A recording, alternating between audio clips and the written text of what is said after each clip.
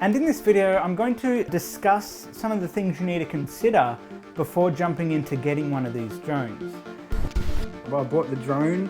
Don't know where I'm going to end up, but we'll see where it goes. Hello and welcome to Media Academy Online. Today we're talking about these drones. And in this video, I'm going to discuss some of the things you need to consider before jumping into getting one of these drones. It's more than just about how to use it and the specs. There is other more important things you need to consider before buying one of these. And at the end of this video, I'll tell you exactly why I'm using one of these, a DJI Spark, one of their cheapest drones available, instead of one of the larger drones. So I've got some time to kill. It's Sunday and I can't really do much. So I decided I'm just going to jump in the car and drive. I've bought the drone. Don't know where I'm going to end up, but we'll see where it goes.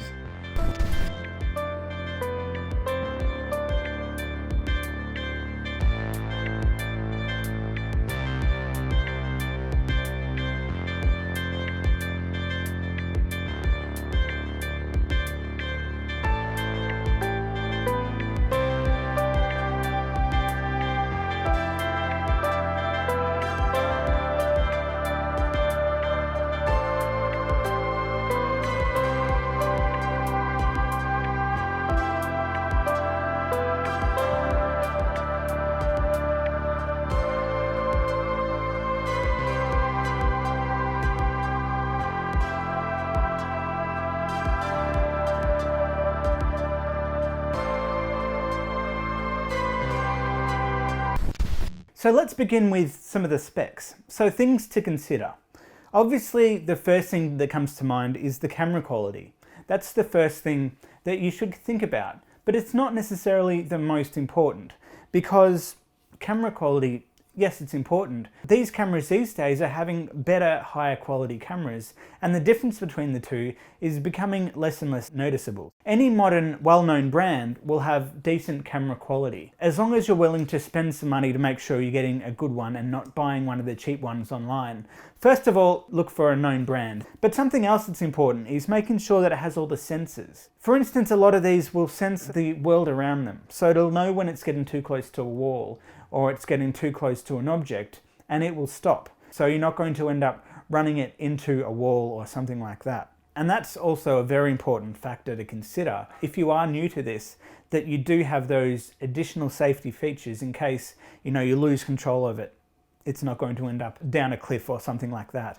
And also another good thing about the DJI and other brands similar is that when the battery gets too low, it will actually bring itself home. It's smart enough to know when the battery's getting really low, and it'll tell you, and you basically swipe and it'll send it back to where you originally took off. Because if you don't have this functionality, you might fly it too far out and won't be able to bring it back. So having a camera like this knows, okay, I've only got enough battery to get home, and it'll let you know, and it'll do that. If you're going to spend hundreds of dollars, potentially thousands of dollars on a drone, you want to make sure that you can get it back at the end of the day, and it's not going to end up, in the ocean somewhere or down a cliff. So that's a very important thing to think about. So when you're using a drone, there's a few pieces to the puzzle. First of all, the drone itself, and that will come with a series of batteries. Now this one came with 3 different batteries, so you've got the 3 batteries which can all be charged. Each camera model is different and you might get different amounts out of it, different amount of time out of it, but usually it's between about 15 and 20 minutes. Anything above that, you're laughing. Then you've also got one of these, which is the remote. Now your phone actually goes inside it, and the phone is basically the brain. So you download an app and it all runs through the phone, and this is your antenna and it's your controls, which will be used with that drone. So before you just go out and start flying anywhere, you need to think about a few things. First of all, where are you flying? A small camera like this, like the Spark, it's great in calm conditions where there isn't a lot of wind or there isn't a lot of different weather conditions. But if you're wanting to fly in places like coastal regions that has a lot of wind, or you want to go really high, then you should consider about getting a higher spec drone that can handle those conditions a lot better than this one here can. As you can see in my footage, I didn't go too high. I was basically low to ground, and the lower to ground, the less wind there is. The higher you want to go, the more the drone will struggle with those higher altitudes. Now, first of all, when you're location scouting, finding a location to fly this. Again, make sure there's no one around. You want to make sure it is safe as possible and there's no one in the vicinity. So as you can see, when I did my footage, I made sure I found an area on the beach. There was no sand, there was all rocks, so therefore you don't get all of the tourists come and flock the area. They were further down the beach. This area here, there was no one because it was all rocky land. That meant that I was able to fly the drone, but it was interesting for that it gave me some sort of points of interest. Rather than just having golden sand, you've got the rock formations and you've got a bit of interest for that. So you can also think about that artistically as well.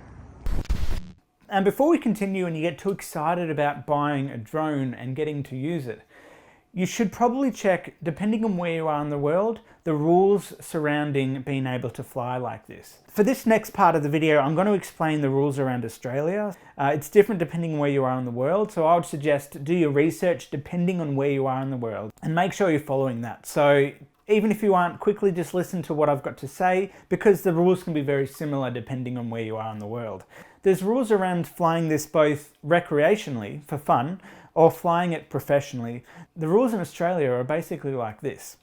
You have to fly it where people aren't. It has to be away from people at all times. And also, you can't fly it just anywhere. You have to make sure that you're flying within a region that you're allowed to. And there's an app called AirMap, which you can download. Log on and see where you are, and it'll basically give you a radius of where you can fly. For instance, you're not allowed to fly anywhere where there is airports or anything like that.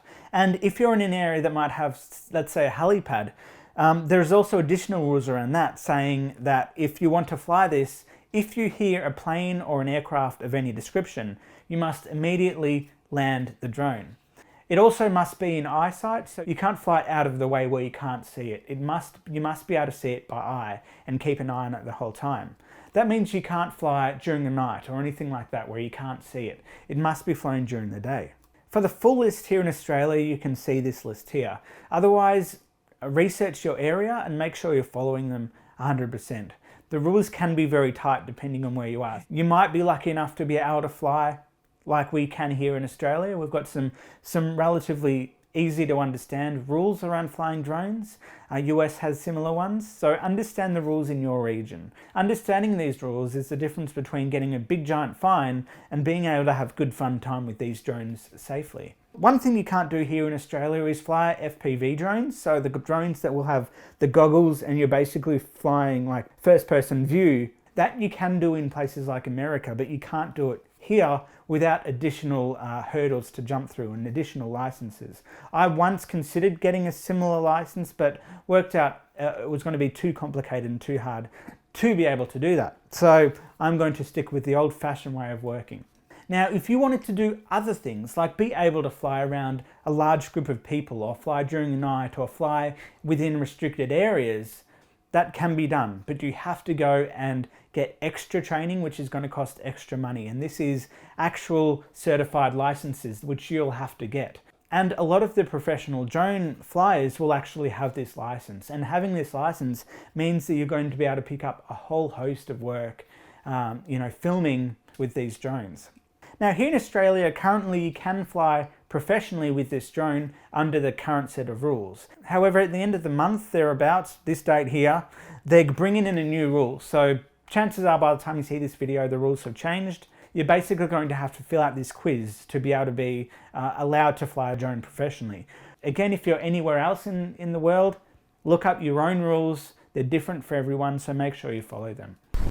Now, just like anything, it takes you a little while to get used to flying a drone. So make sure that if you're new to it, that you are spending the time to get used to the drone, and you're spending a good amount of hours getting used to how the drone works so that you can A, fly it safely, and B, pull off the certain moves and the certain shots that you want to be able to shoot. So consider those things first, and if you are a complete newbie, make sure you know how to fly it and that you're going to not crash it into anyone, not crash it into a wall, not crash it into the water or anything like that. Try and get used to it, make sure you know how to use it, and that you can do it safely and pull off, the artistic vision that you also have with the drone.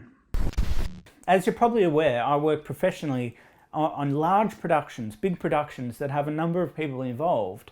So why am I using a small drone like this? Well, it's quite simple really. When we're working on large productions, I'm not flying the drones. I might be doing everything else, directing the crew, directing the set. I might be filming. But the one thing I won't do is fly the drone.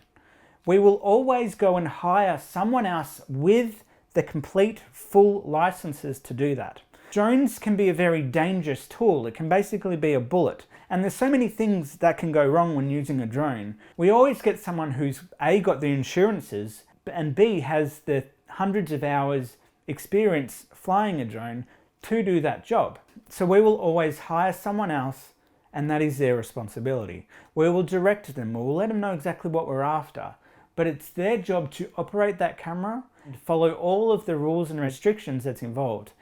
The other benefits we get out of this is that we can fly during the night, we can fly closer to people, and we know that everyone's safe, but we know we've got someone with the experiences to pull that off. So the only reason why I've got this is for fun. I might use this for smaller projects that I'm running as a one-man show, but for the most part, someone else will be operating that drone. And there's one thing to keep in mind when using a drone, is that that is just one of the tools that you would use with a host of different tools to create a project, to create a film. So usually the drone is secondary. If you don't have a drone, then that's fine. If you've got a choice between buying a nice camera with a gimbal and other tools like that, or buying a drone, I would always go with the additional functionality that you get with buying a camera, gimbal, decent audio equipment and everything else. And then get yourself maybe a smaller one like this one, which will do the job in most cases for smaller productions. And then, as I said, if you're working on bigger projects anyway, you can hire someone to do those jobs who might have a nice high quality 4K camera that will be able to do everything you need it to do, and you haven't had to spend the thousands and thousands of dollars to buy it yourself. So with that said, thanks for watching. Make sure you like, subscribe, ring that bell, and I've got more of these videos coming, so make sure you have subscribed. And I'll see you in the next one. See you later. Thanks for watching Mini Academy Online. If you'd like to explore more about content, click on this or click on that. Like and subscribe, thumbs up, ring bells, do a dance, sing a song, drink a hot cup of tea or coffee, and I'll see you in the next one.